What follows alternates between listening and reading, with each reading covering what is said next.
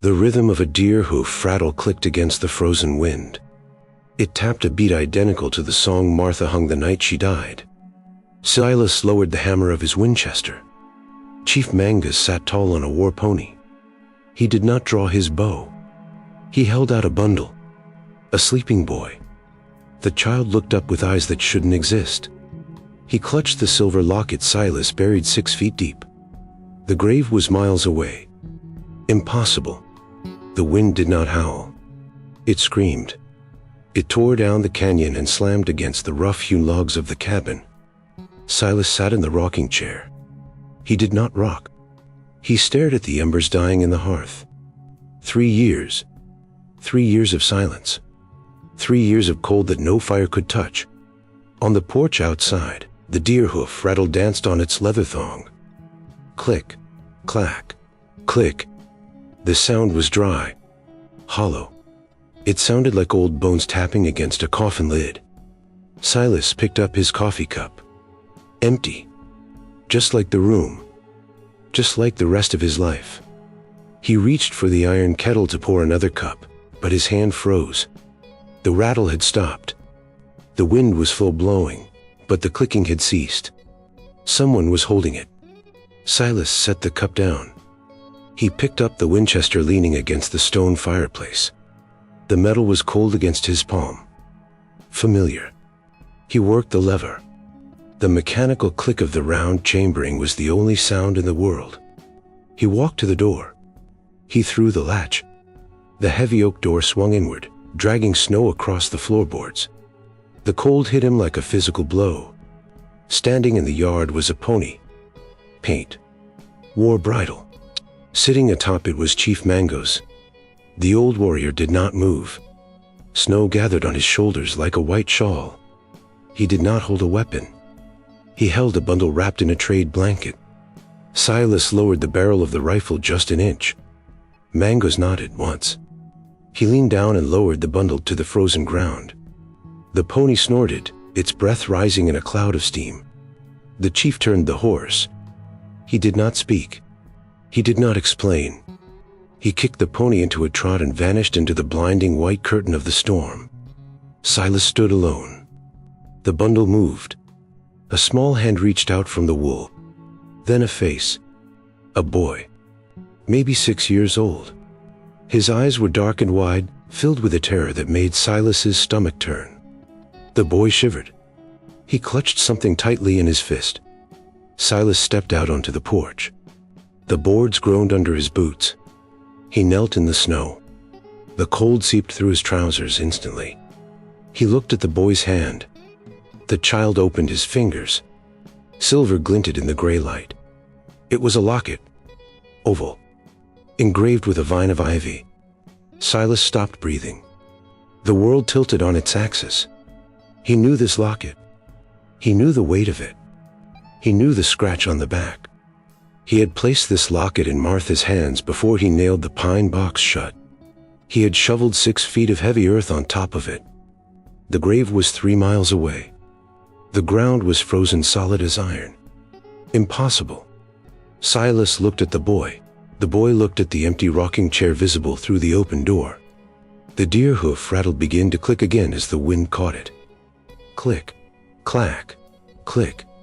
It wasn't a hollow sound anymore. It sounded like a heartbeat. Silas reached out. His hand trembled. He took the boy by the shoulder. Come inside. The heavy oak door slammed shut. The latch fell into place with a sharp clank. It severed the world in two. Outside was the screaming wind and the blinding white death. Inside was the smell of wood smoke and old coffee. Silas leaned his forehead against the wood of the door. He breathed in. He breathed out. His heart was still hammering against his ribs, like a trapped bird. He turned around. The boy was standing exactly where Silas had left him. A puddle of melted snow was forming around his moccasins. He was shaking, not just shivering from the cold, trembling, like a fawn caught on a wire fence. Silas rested the Winchester against the wall. He moved to the hearth. He knelt. He didn't look at the child. He knew looking would make the boy run. or scream. Silas picked up a piece of split oak. He fed it to the dying embers. The wood caught. Orange flames licked up the bark. The light grew. It pushed the shadows back into the corners of the room. Warmth began to radiate outward. Silas stood up. He walked to the iron stove. He lifted the lid of the soup pot. Venison broth. Thick. Rich. It had been simmering for 2 days. He ladled the broth into a wooden bowl. The steam rose up. It smelled like life. Silas turned. The boy hadn't moved. His eyes were locked on the fire. He was staring at the flames as if he had never seen heat before. Silas took a step forward. The floorboard creaked. The boy flinched. He spun around. His back hit the rough logs of the wall. He raised his hands. Defensive. Protecting his face. Silas stopped. He saw the scars then. Faint white lines running down the boy's wrists. Rope burns. Old ones. Silas felt a cold rage tighten in his gut. It was colder than the storm outside. He forced his voice to be soft. Low. Like calming a spooked horse. It's all right. The boy didn't lower his hands. Silas slowly knelt down. He placed the ball on the floor. He slid it forward across the planks. Eat. Silas backed away. He retreated to his rocking chair. He sat. He didn't rock. He waited. The boy lowered his hands. He looked at the bowl. He looked at Silas. Then he moved. Fast. Desperate. He scrambled to the bowl and lifted it with both hands. He drank. Greedy gulps. Broth ran down his chin. He didn't care. He was starving. Silas watched him. He saw the way the boy's ribs pressed against his shirt. He saw the dirt ground into his skin. This child had walked through hell to get here. And he had carried a silver locket the whole way. The mystery of it hung in the air, thick as the smoke. Silas wanted to ask. He wanted to demand answers. But he stayed silent. The boy finished the broth. He lowered the bowl. His hands were still shaking. The wooden spoon rattled against the side of the bowl. Tap, tap, tap. Silas stiffened. The sound. It was rhythmic. Unintentional. But precise.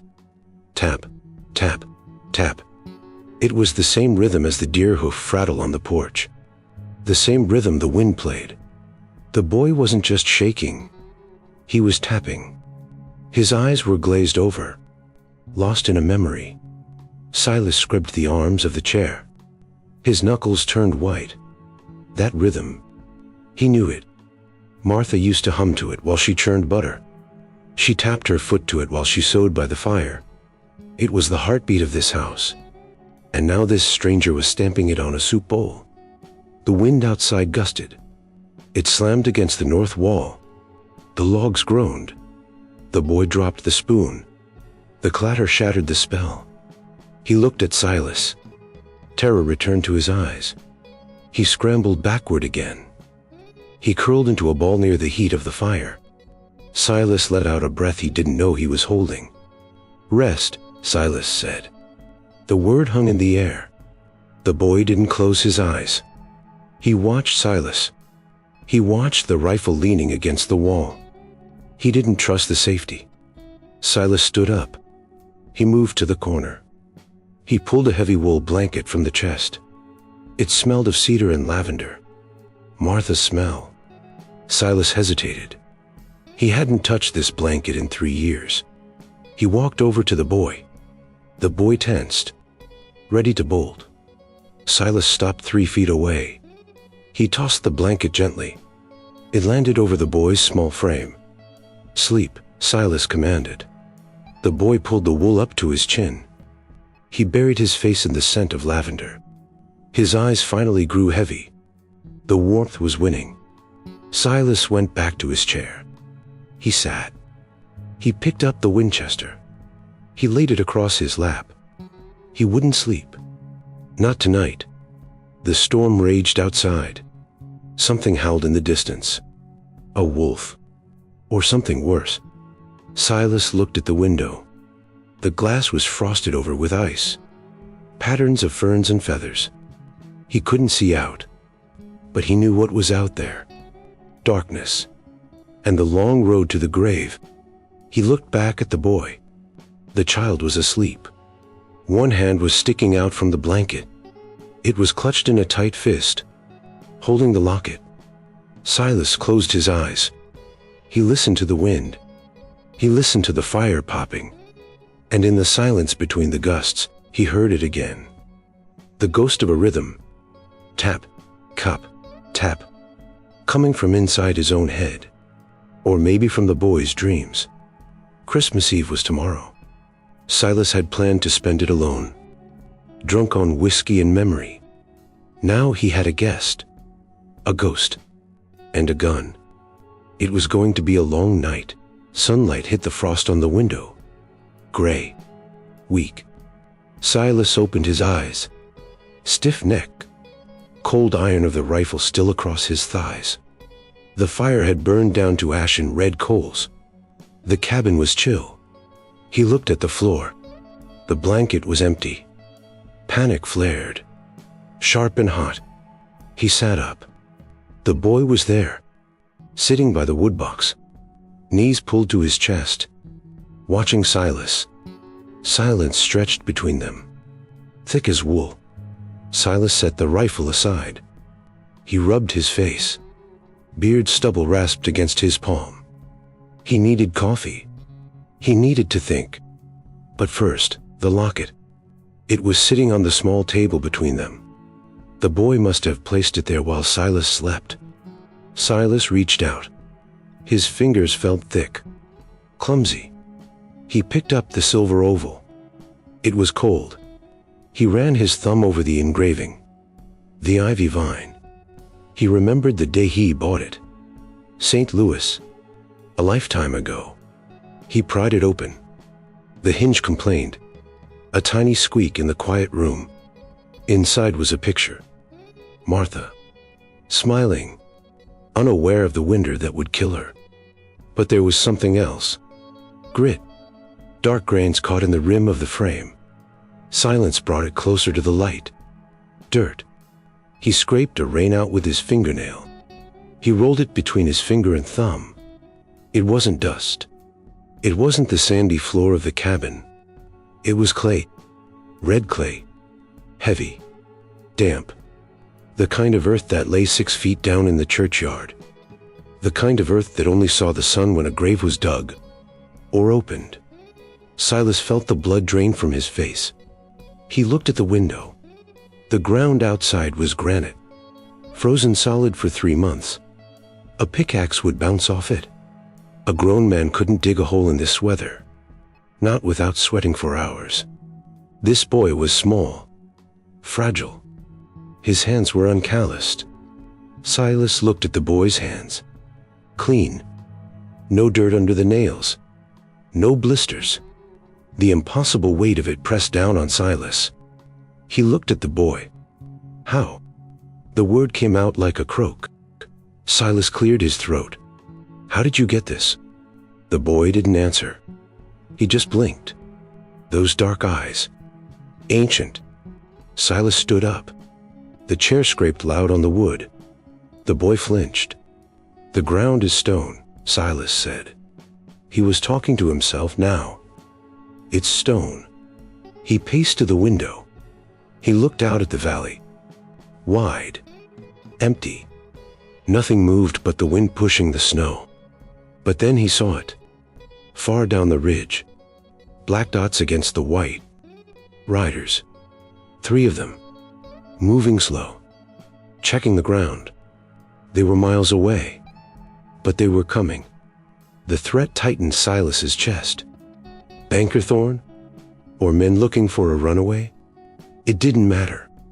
Strangers meant trouble. Silas turned back to the room. He had to understand before they arrived. He had to know what he was protecting. He went back to the fire. He threw on a log. Sparks flew up the chimney. The sound was like a gunshot in the quiet. Boy, Silas said. Stern this time. The boy looked up. You couldn't have dug it up. Silas held out the locket. Tell me. The boy shifted. He uncurled his legs. He stood up.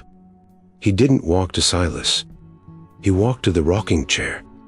Empty. Still. The boy reached out a hand. He touched the worn wooden armrest. Martha's chair. The boy closed his eyes. He began to sway. Back and forth. Just a little. And then the sound started. A hum. Low in his throat. It wasn't a random tune. It wasn't a child's nursery rhyme. It was a melody. Slow. Mournful. But sweet. Silas froze. The fire popped. The wind rattled the door latch. But Silas only heard the hum. It was the song Martha sang to the baby that never took a breath. She sang it to the tiny grave. She sang it while she rocked in that chair, staring at the wall, waiting to die. Silas felt tears prick his eyes. Hot. Unwelcome. Stop, he whispered. The boy didn't stop. The hum grew louder, clearer. It filled the room. It filled the empty spaces in Silas's heart. Tap, tap, tap. The boy's finger tapped on the chair arm, keeping time. The exact rhythm of the deer hoof rattle. The exact rhythm of the wind last night. The exact rhythm of Martha's heart. Silas couldn't breathe. The room was spinning. I said stop. Silas shouted. His voice cracked. The boy stopped. Silence crashed back into the room, heavier than before. The boy looked at Silas. No fear this time. Just sadness. She gave it to me, the boy said. His voice was raspy, unused. She said you forgot. Silas staggered back. He hit the table. The locket jumped in his hand. Who? Silas demanded. Who gave it to you? The boy pointed to the chair. The lady. She's dead, Silas said. The words were brutal. True. She's in the ground. The boy shook his head. She was cold. She wanted you to have the silver. Why? To pay the bad men. Silas felt a chill that had nothing to do with the winter. Pay the bad men. Thorn. The debt. Silas owed the bank. He was weeks away from losing the land. Martha knew that. Before she died, she worried about the deed. But she was gone. 3 years gone. Silas looked at the locket again. The silver was heavy. Solid. It was worth money. Enough to buy time. Enough to buy freedom. But it was hers. He looked at the window again. The black dots were closer now. He could see the horses. They were tracking, following the hoof prints of Chief Mangas's pony. They were coming here. Silas felt the old instinct wake up. The soldier instinct. The protector. He looked at the boy. The child knew things he couldn't know. Impossible things. But the danger outside was real. And it was riding fast. Silas put the locket in his pocket, next to his heart. He walked to the stove. Coffee, he said. He needed the routine. He needed the bitter taste to ground him. He poured a cup. He poured a smaller cup of water for the boy. Drink. The boy took the cup. He drank. His eyes never left Silas. What is your name? Silas asked. The boy lowered the cup. Caleb. A biblical name. Faithful. Well, Caleb, Silas said. He checked the load in the Winchester. Full. We have company coming. Caleb stiffened. He looked at the door. The bad men? Maybe, Silas said. Maybe just men. But men are bad, Caleb whispered. It wasn't a question. It was a statement of fact, learned through pain. Silas looked at the scars on the boy's wrists again. He felt the rage simmer. Not all men, Silas said. He wasn't sure if he believed it, but he had to say it. For the boy. For himself. He walked to the window. He watched the riders. They were at the creek crossing now, half a mile out. The wind carried the faint sound of a horse whinnying. The deer hoof rattle on the porch clicked once. Sharp. Warning. Silas looked at the empty rocking chair. It was still, but the air around it felt charged. Warm. Stay away from the window, Silas said. Caleb moved to the corner, behind the wood stove, hiding. Silas stood his ground. He watched the rider struggle through the drift. He recognized the lead horse, a big bay, Thorne's horse. The banker wasn't alone. He had hired guns. The white curtain fell, thick, heavy. It dropped between the cabin and the ridge like a slamming door. Silas lowered the binoculars. The riders were gone, swallowed by the snow squall. He watched the spot where they had been. Nothing but gray swirling void. They wouldn't cross the creek now. Not blind. Not in this wind. Banker Thorne was a greedy man. But he wasn't a suicide. They would camp. They would wait for the law. Silas lowered the rifle. He let out a breath. It plumed in the cold air of the room. Time. The storm had bought them time. Maybe hours. Maybe until dawn. He turned to the boy. Caleb was still behind the stove, peeking out, trembling. They stopped, Silas said. He kept his voice flat, certain. The snow stopped them. Caleb didn't relax. They will come back. Yes, Silas said. He wouldn't lie. But not now. Silas walked to the wood box. Empty. 3 logs left. Not enough for a night. Definitely not enough for a siege. He needed fuel. He needed heat.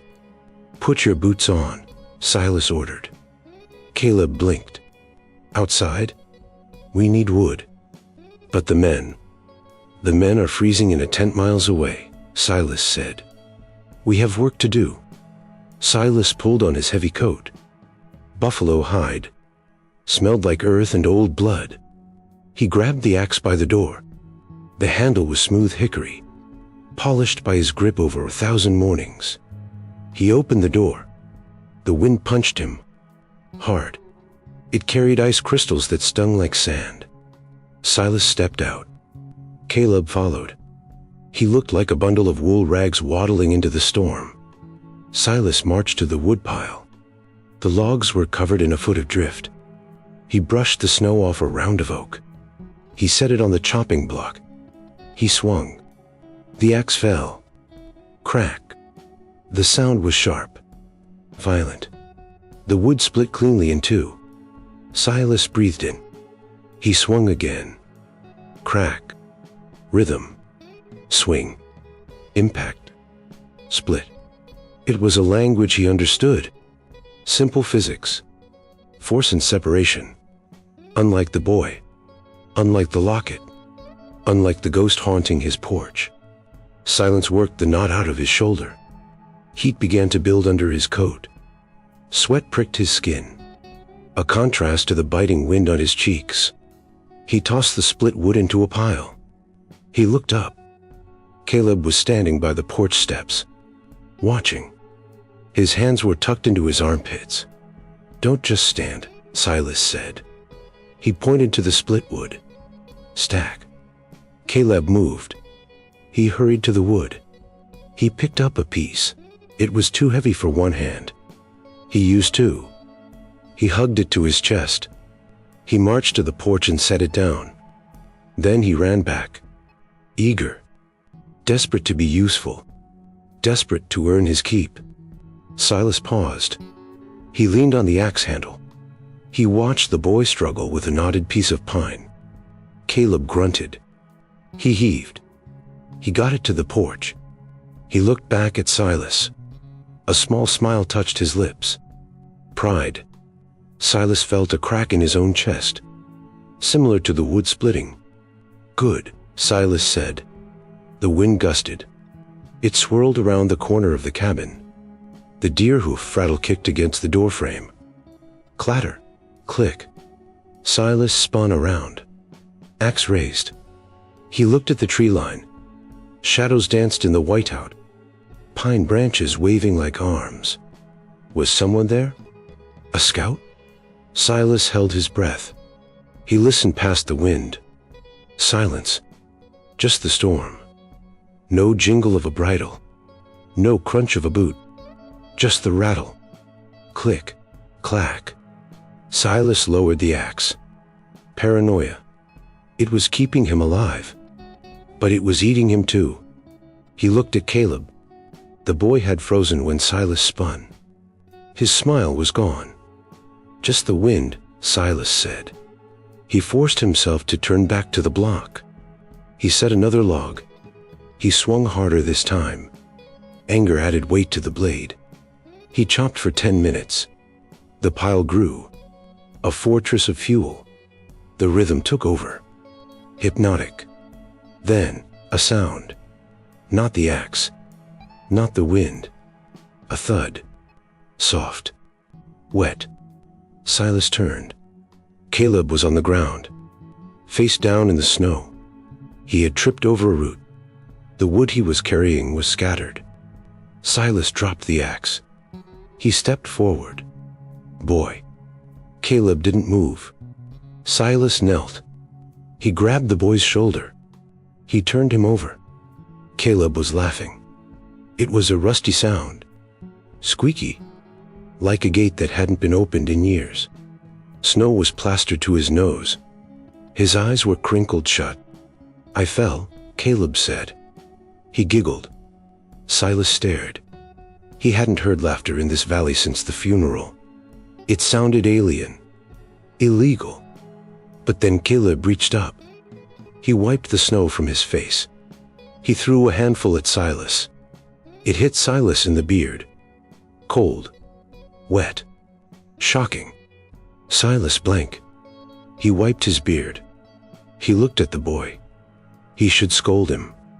He should tell him to get up. But the laughter was catching. It was warm. Silas felt the corner of his mouth twitch. Clumsy, Silas grunted. But there was no bite in it. He reached out a hand. Caleb took it. Silas pulled him up. The boy was light. Too light. But his grip was strong. Enough, Silas said. The pile is high. They gathered the last of the wood. Armloads of oak and pine. They walked up the steps. The wind had died down for a moment. The air was still. The deer hoof rattle hung motionless. Silent. Silas looked at it. It looked different now. Less like a warning. More like a sentinel. Watching over them. They went inside. The warmth hit them. Embrace. Safety. The smell of the broth was stronger now. Silas dropped the wood by the stove. The clatter was loud. Domestic. He took off his coat. He hung it on the peg. He looked at Caleb. The boy was shivering again. But his eyes were bright. Alive. Boots off, Silas said.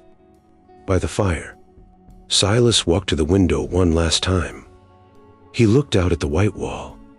The sun was going down somewhere behind that storm. Christmas Eve was beginning. Thorn was out there. Freezing. Planning. But in here, there was fire. There was food. And there was a child who knew how to laugh. Silas touched his chest pocket. The locket was still there. Warm against his ribs. He didn't know how the boy had it. He didn't know the mystery. But he knew one thing. He wasn't going to let anyone take it.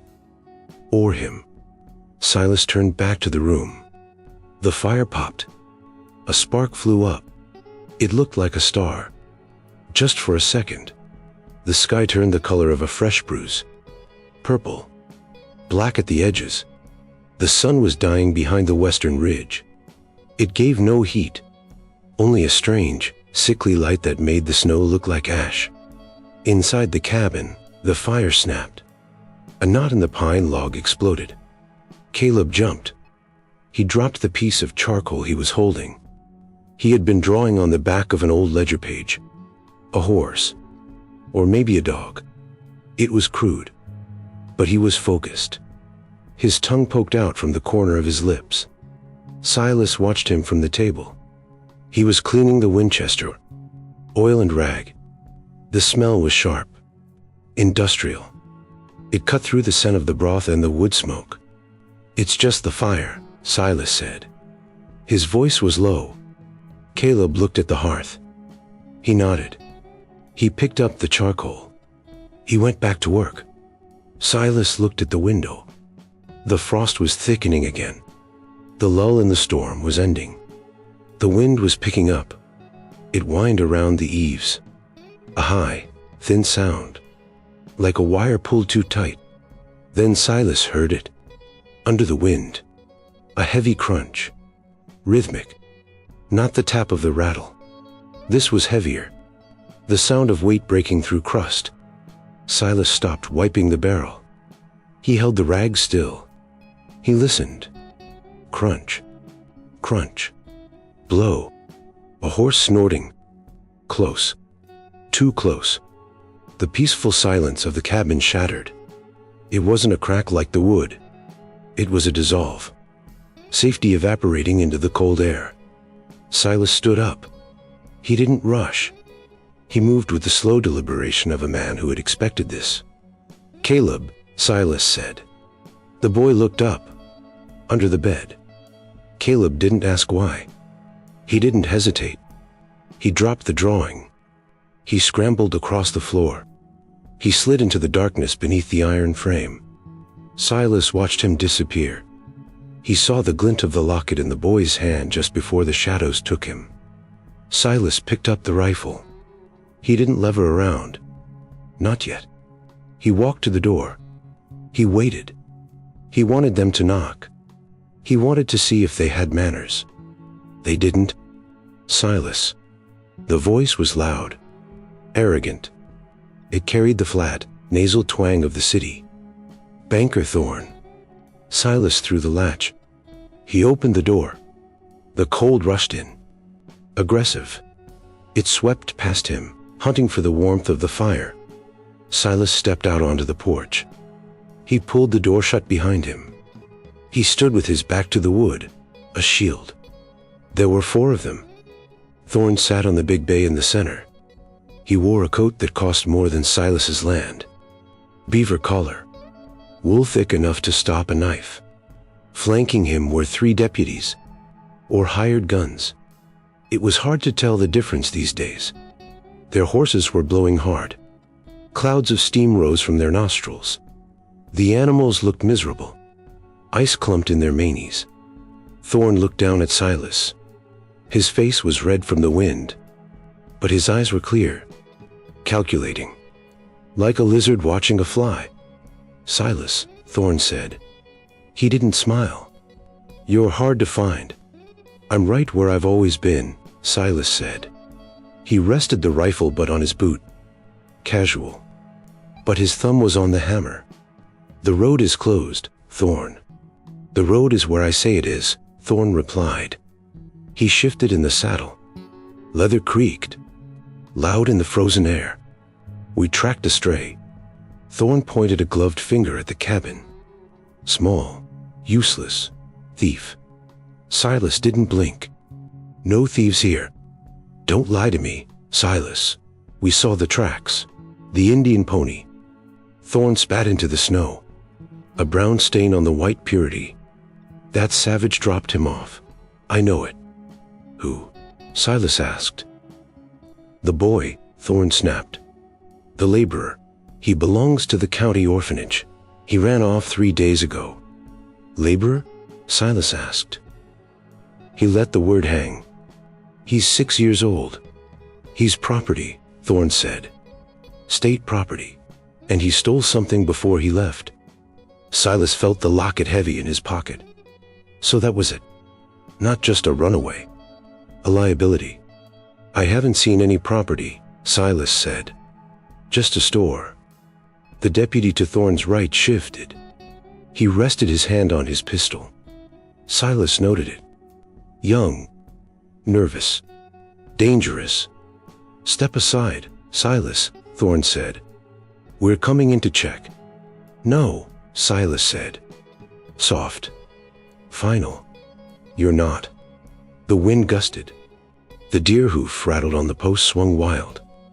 Click, clack, click clack. It sounded frantic, like teeth chattering. Thorn looked at the rattle. He sneered. Still keeping the witch's trinkets, I see. Silas felt a heat flare in his chest, hotter than the fire inside. Careful, Silas whispered. Thorn laughed. It was a cold sound, brittle. You're a broken man, Silas. Don't break the rest of the way for a brat that isn't yours. Go home, Thorn. I want that boy. He's not here. Then let us look. Get a warrant. I am the warrant, Thorn roared. His patience snapped. The veneer of civility cracked. I hold the deed to this shack, Silas. I hold the paper on your life. Do you want to lose it all today? Silas looked at the darkening sky. The purple was fading to black. Night was here. It's Christmas Eve, Silas said. Go home to your family. Not without the silver, Thorn hissed. He leaned forward. He took a locket. My wife's locket. Silas kept his face stone. Lies. The locket had Martha's picture. Thorn was lying. And a man who lied about silver would kill for it. I told you, Silas said. He lifted the rifle. Just an inch. The barrel cleared his boot. Get off my land. Thorn stared at him. He weighed the odds. 4 men against 1. But the one was Silas.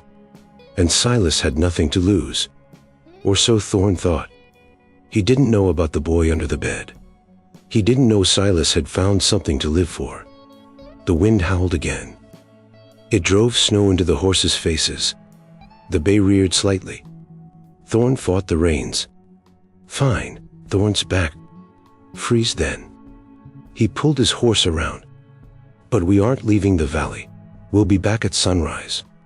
Thorn looked back over his shoulder. His eyes were dead. If that boy isn't on the porch by first light, I burn this cabin down. With you in it. He kicked the horse. The posse turned. They rode back toward the tree line, disappearing into the gloom. Silas watched them go.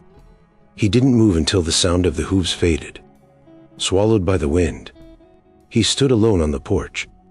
The cold was biting through his coat now, numbing his fingers, but his heart was pounding. Sunrise. He had until sunrise. The rattle clicked one last time. Slow. Sad. Silas turned and opened the door. He went back into the warmth. But it felt different now. The air was heavy. The fire seemed smaller. The thread had a deadline. And the clock was running. The iron bolt slid home. Clang. It was a heavy sound. Final. Silas didn't stop there. He reached for the heavy oak bar leaning in the corner. He lifted it. It slotted into the iron brackets across the door. Thud. Solid. A barrier against the night. A barrier against the law. Silas pressed his hand against the wood. He could feel the cold seeping through the grain.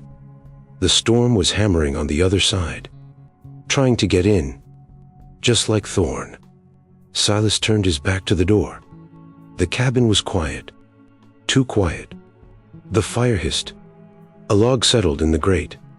Silas looked at the bed. Come out, he said. His voice was rough, like gravel. Nothing moved. The shadows under the iron frame were deep. They're gone, Caleb. For now. A small hand appeared first. Then the face. Pale. Streaked with dust from the floorboards. Caleb crawled out. He stood up. He didn't look at Silas. He looked at the door. He stared at the heavy bar. He said sunrise, Caleb whispered. The boy had heard. Every word through the timber walls. Silas walked to the table. He picked up the box of cartridges. He said a lot of things. Silas opened the box. Brass glinted in the firelight. He began to count. 1, 2, 3. Men like Thorn talk to hear themselves speak, Silas said. 4, 5. Fire talks louder. He lined the shells up on the table. Soldiers, ready for war. Caleb walked over. He reached out a finger. He touched a brass casing. The metal was cold. He hurts people, Caleb said. He has a room. Silas stopped counting. He looked at the boy. What room? In the big house, Caleb said. His voice trembled. The quiet room. He puts you there when you don't work. It's dark. Silas felt the rage flare again. Hot. Burning. He knew Thorn was a crook. He didn't know he was a monster. You aren't going back there, Silas said. He picked up a shell. He pressed it into the loading gate of the Winchester. Click. Not while I'm breathing. The wind gusted outside. It hit the chimney. Smoke puffed back into the room. Acrid. Gray. Caleb coughed. He pulled the locket from his pocket. He held it tight, as if it were a shield. The silver, Caleb said. He wants it back. Silas finished loading the rifle. He set it down. He sat in the chair opposite the boy. It's not his, Silas said. It's yours. Or it was hers. Caleb opened the locket. He looked at the picture of Martha. He hummed. Just a note. A fragment of that haunting melody. The sound vibrated in the room. It seemed to push back the smoke. She told me, Caleb said. She said the man in the big coat stole the light. Silas leaned forward. Thorn? Caleb nodded. He took the papers for the land, and the papers for the people. Silas froze. The land papers. The deed. Thorn had foreclosed on half the valley, including Silas's farm. But papers for people? Adoption records? Indentures? The mystery deepened. It wasn't just a locket. The boy was a witness. He knew where the bodies were buried. Figuratively. Maybe literally. And Thorn knew he knew. That's why he brought 4 guns for one child. Silas stood up. He went to the window. He couldn't see out. The frost was an inch thick. But he could hear. The deer hoof rattle was going crazy. Click-clack, click-clack. Fast. Friendly. The wind was whipping it against the post. It sounded like a warning. Or a countdown. Silas grabbed a hammer from the shelf.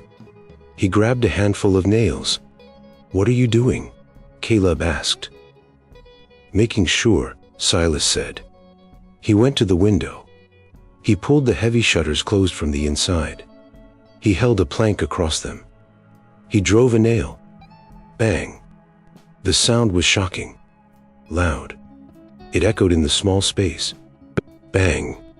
Another one. He sealed the window. He sealed the light in. He sealed the world out. He moved to the back window. Bang. Bang. The cabin became a fortress. A wooden box floating in a sea of snow. Silas put the hammer down. His breathing was heavy. The exertion felt good. It kept the cold out of his bones. He looked at the fire. It was the only light left. The only heat. We need to sleep, Silas said. In shifts. Caleb looked at the bed. I can't sleep. You have to. The bad men will come. I'll be awake, Silas said. I'll be watching. With the gun? With the gun. Caleb hesitated. He looked at the fire. Then he looked at the rocking chair. Martha's chair. It was still, but the cushion was depressed, as if someone had just stood up. Caleb walked to it. He sat down. He was too small for it. His feet didn't touch the floor, but he looked comfortable. Safe. I'll sleep here, Caleb said. Silas wanted to argue. He wanted to put the boy in the soft bed. But he saw the look in Caleb's eyes. Determination. The chair was his connection to the protector he couldn't see. All right, Silas said. He grabbed the wool blanket from the bed. He draped it over the boy. He tucked it in around the small shoulders. Close your eyes. Caleb closed them. His hand drifted out from the blanket. It rested on the wooden arm of a chair. Tap, tap, tap. He started the rhythm again. Slow, steady, matching the rattle outside, matching the wind. Silas sat on the floor with his back to the door. He laid the rifle across his knees. He watched the boy. He watched the fire. The silence returned. But it wasn't empty anymore. It was filled with the boy's breathing, and the tapping, and the waiting. Silas felt the weight of the night pressing down on the roof. Hours to go. Hours of darkness. He touched his pocket. He felt the spare cartridges. Cold lead. He was ready. Let Thorn come. Let the devil himself ride up. Silas wasn't broken anymore. He was fixed, welded back together by anger and a child's trust. He closed his hand around the rifle stock. The wood was warm, alive. Outside, the storm screamed. Inside, the boy hummed. The war had begun. The clock on the mantel ticked, loud, metal teeth chewing on seconds. 1, 2, 3. It was the only sound in the world besides the wind. Silas sat in the dark. The fire was low. Just a bed of red coals breathing in the grate. He didn't add wood. He needed the shadows. Light made you a target. Darkness made you a ghost. He held the Winchester across his lap. His thumb rubbed the wood of the stock. Back and forth, wearing a groove in the varnish. He looked at the window. The shutters were tight. The plank he had nailed across them held firm. But the cold found a way. It seeped through the cracks. It crawled across the floorboards like invisible water. Silas shifted his legs. Stiff. He had been sitting for 4 hours. Waiting. Listening. Every snap of a branch outside sounded like a boot step. Every gust of wind sounded like a horse snorting. Paranoia was a heavy coat. It kept him warm, but it weighed him down. He looked at the rocking chair. Caleb was asleep, or pretending to be. The boy was curled into a tight ball. His breathing was shallow, fast, like a rabbit freezing in the grass. Silas stood up, slowly. His knees popped. He walked to the door. He pressed his ear against the rough wood. The storm was dying. The screaming wind had dropped to a moan. That was bad. The storm was his ally. It blinded the enemy. It froze their fingers. Calm weather meant clear shots. It meant they could move without fighting the air itself. Silas pulled back. He checked the oak bar again. Solid. But wood could burn, and Thorn had promised fire. Silas walked to the kitchen shelf. He took down a heavy cast iron skillet. He filled it with water from the bucket. He set it on the floor near the door. It wasn't much, but it was something. If the flames came, he would fight them too. He went back to the window. He put his eye to a crack between the logs. Pitch black. The moon was hidden behind clouds, but the snow reflected a faint, ghostly luminescence. He scanned the tree line. Nothing. Just the white void. But he felt them. Out there. Watching. Waiting for the sun to paint the sky. A noise. Sharp. Inside the room. Silas spun. Rifle raised. It was Caleb. The boy had moved. He was sitting up in the chair. His eyes were wide open, reflecting the dying embers. "They're close," Caleb whispered. Silas lowered the barrel. "Go back to sleep. I can hear them. It's the wind." "No," Caleb said. He shook his head. It's the metal. What metal? The bits in the horses' mouths. Silas froze. He strained his ears. He listened past the ticking clock, past the wind. Clink. Faint. Distance. Metal on metal. A bridle chain shifting. The boy was right. They weren't at the tree line anymore. They had moved up, under the cover of the dark. They were positioning, surrounding the cabin. Silas felt a cold sweat break on his neck. He looked at the clock. 4 a.m. 2 hours to sunrise. Thorn was getting ready. Silas moved to the table. He picked up the spare box of shells. He poured them into his coat pocket. They clattered together. Heavy. Reassuring. "Caleb," Silas said. "Get on the floor." "Why?" "The walls are thick, but the windows are weak." "Are they shooting?" "Not yet. But soon." Caleb slid off the chair. He didn't crawl under the bed this time. He crawled to the fireplace. He sat with his back against the stone chimney. The safest spot in the house. Stone-stopped bullets. Silas nodded. "Smart boy." "Stay there," Silas said. "No matter what you hear." "I will hum," Caleb said. Quietly. "So she knows we're here." Silas didn't answer. He took his position. Not by the door. By the side window. A narrow firing angle. But it covered the approach. He rested the barrel on the sill. He waited. The minutes dragged. Agonizing. The ticking clock sounded like a hammer now. 5 a.m. The black outside turned to gray. The color of dirty wool. The shapes of the trees began to emerge from the dark. Skeletons. Reaching for the sky. Then, the rattle. The deer hoof rattle on the porch. It had been silent for an hour. Now it moved. Click.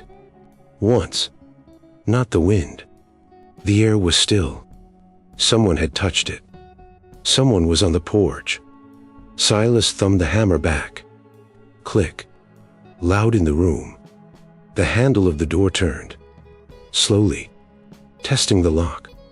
The oak bar groaned as the door pressed against it. Thud. Someone threw their weight against the wood.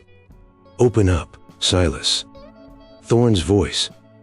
Right outside. "It's Christmas morning."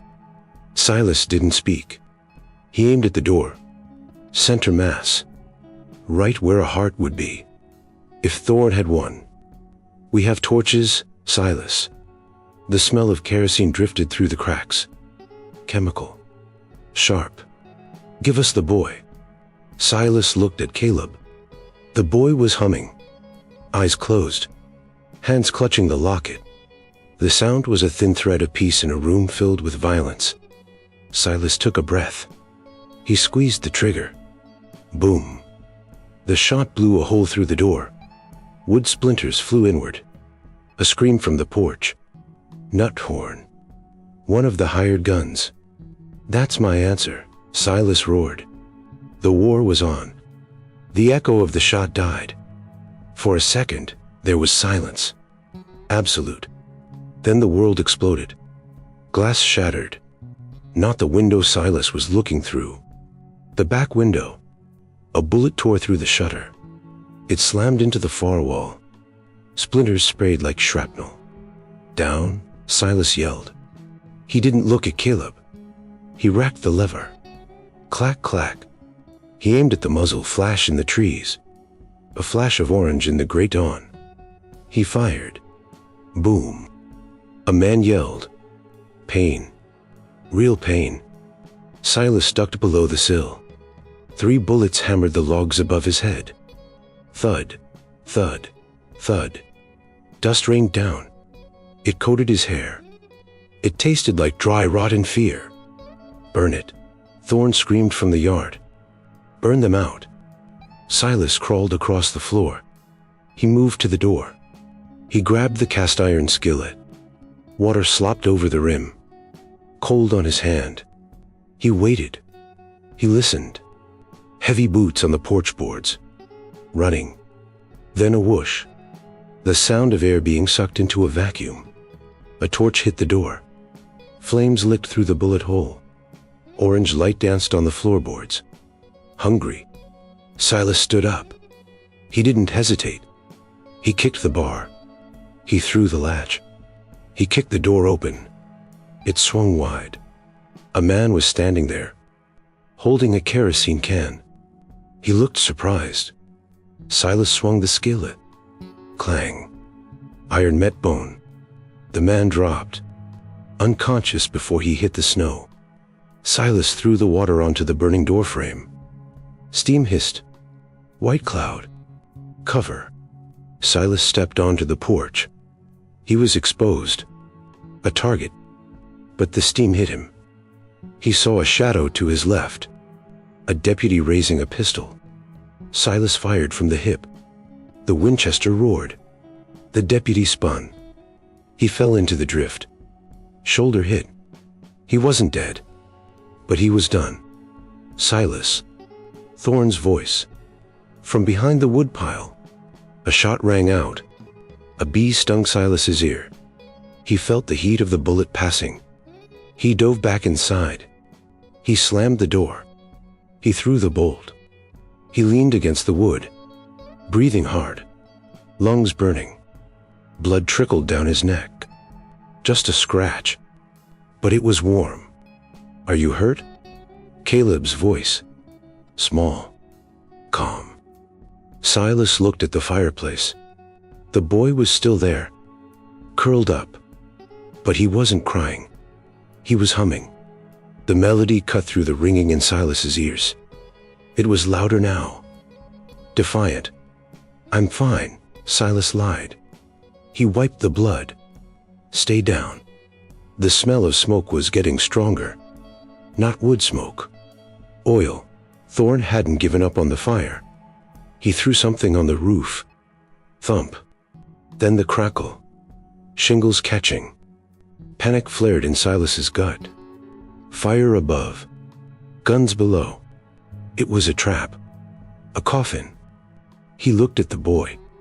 Caleb was looking at the ceiling. He wasn't scared. He was nodding. To the rhythm of the fire. She says go out. Caleb said. What? She says the snow is waiting. Silas looked at the window. The sun was cresting the ridge. Gold light hit the frost. It was blinding. Christmas morning. Silas understood. They couldn't stay in the box. They had to fight in the light. He reloaded. 1 shell. 2. 3. He felt the tube. Caleb, Silas said. When I open the door, you run to the barn. No. Yes. I stay with you. You stay alive, Silas snapped. He looked at the roof. Smoke was curling down between the rafters. Time was up.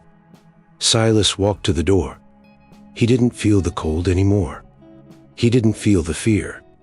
He felt the eyes in his veins turn to steam. He was the protector. He was the wolf. He pulled the bar. He took a breath. Now. He kicked the door. He ran out, yelling. A primal scream. He didn't run for cover. He ran for Thorne. The banker was standing by his horse, reloading a revolver. He looked up. His eyes went wide. He saw death coming. Silas didn't fire. He levered the rifle. He stopped 10 feet away. Thorne dropped the gun. He raised his hands, trembling. The fire on the roof hissed.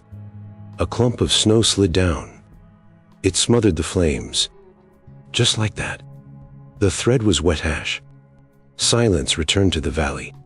Silas stood there, chest heaving, rifle pointed at Thorne's heart. The other men were gone, ran off, or bleeding in the snow. Don't, Thorne whispered. It's Christmas. Silas stared at him. He listened.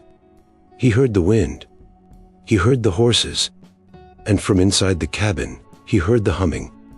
Safe. Alive. Silas lowered the gun. Get out.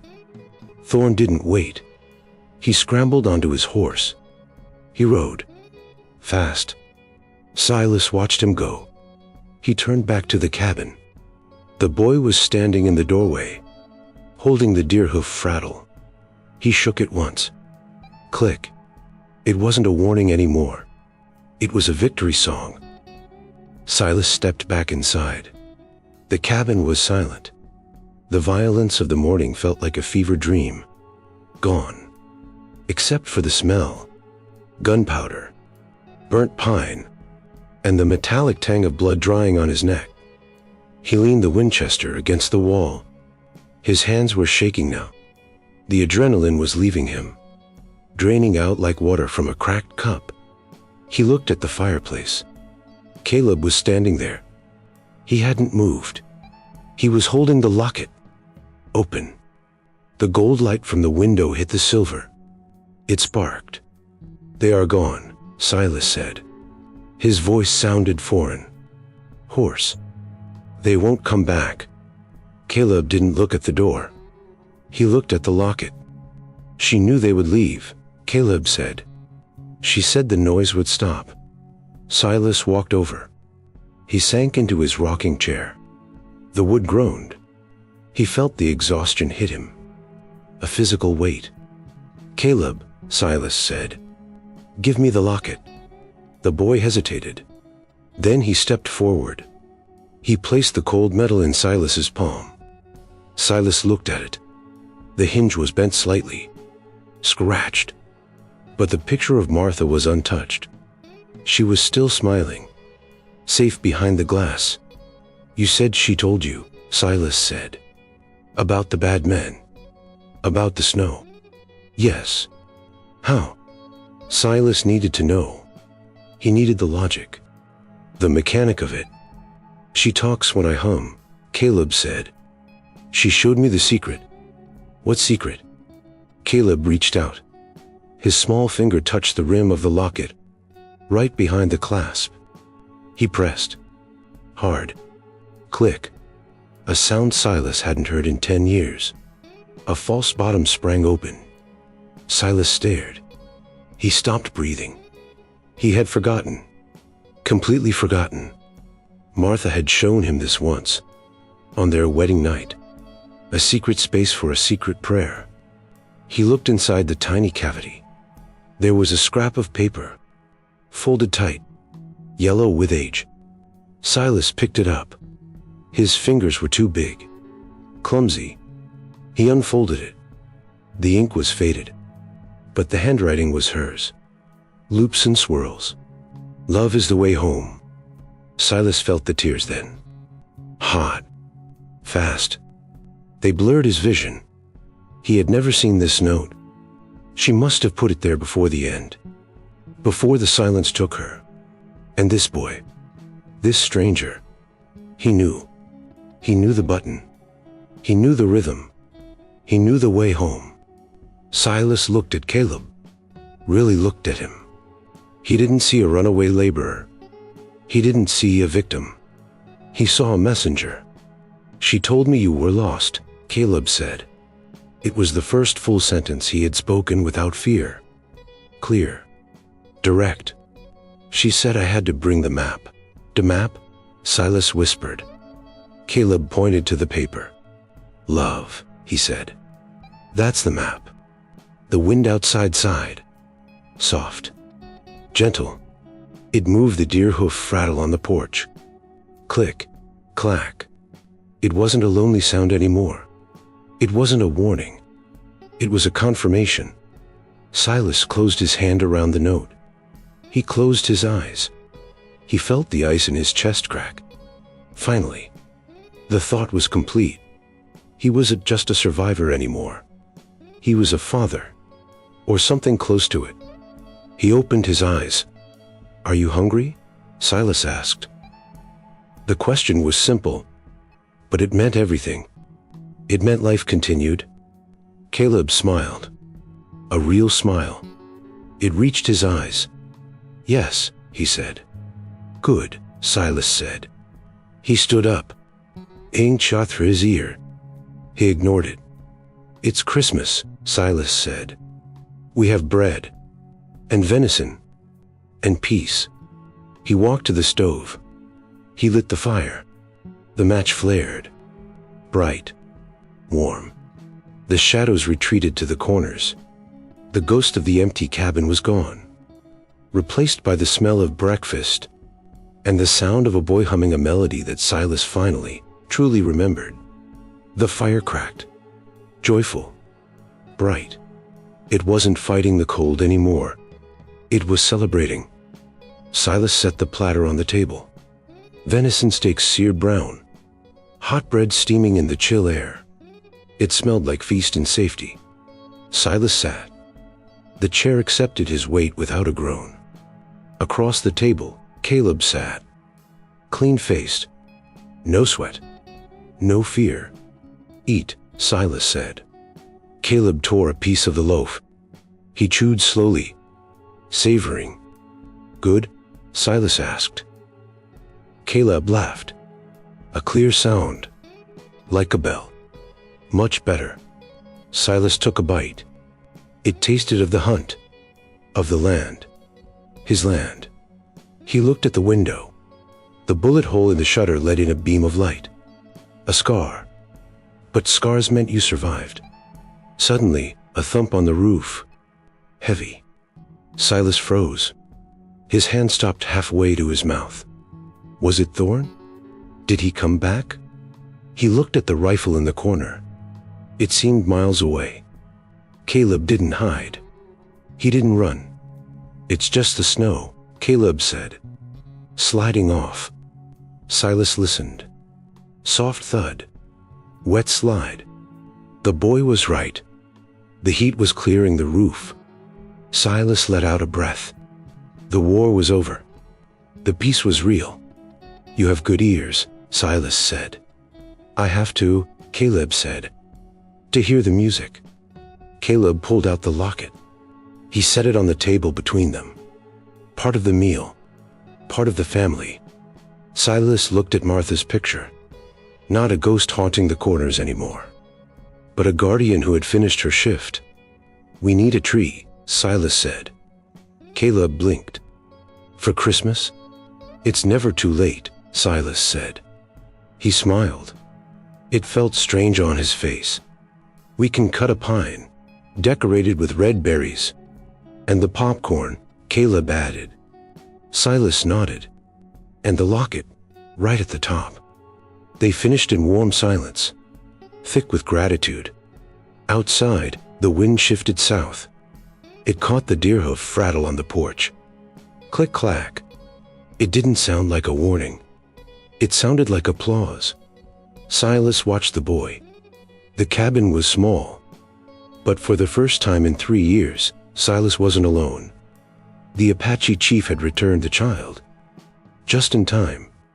If this story stirred a memory or two, saddle up with us again, hit subscribe and help keep these old frontier tales alive. Out here, every name, every trail, every sunset still matters. So till we meet again, friend, keep your hat tipped to the past and your heart pointed west.